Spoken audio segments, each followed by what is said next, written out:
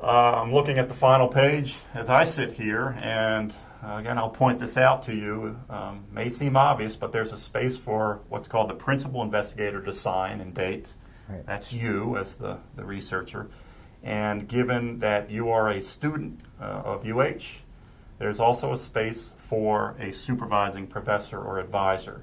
Make sure that both are signed and dated. Okay. Make sure it's not one of those things where you just hand it, like Adam just didn't come to his advisor to me and say, oh, here, sign it. This is something that we had knowledge of throughout the process of development. We checked and rechecked, and we finally got to the stage where we said, yeah, this is ready to roll, and then the faculty member or supervisor signs off. I'm going to address a very important piece, and Adam alluded a little bit to this earlier. Now that we have the actual application form filled out, the application form is often not the only piece of paper or papers that go to the committee. There are usually some appended items.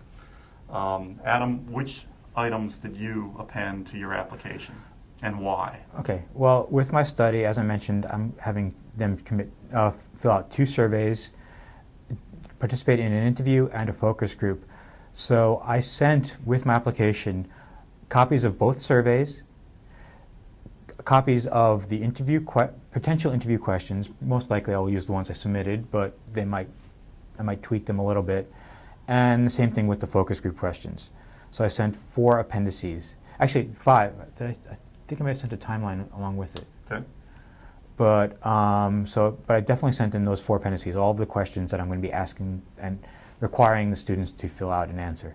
So the point here is, rather than in your actual application form trying to explain what it is we're going to be talking about during this focus group, include the actual focus group protocol, rather than trying to explain what information we're going to be getting from the participants in a survey or an individual interview or whatever it is we're doing.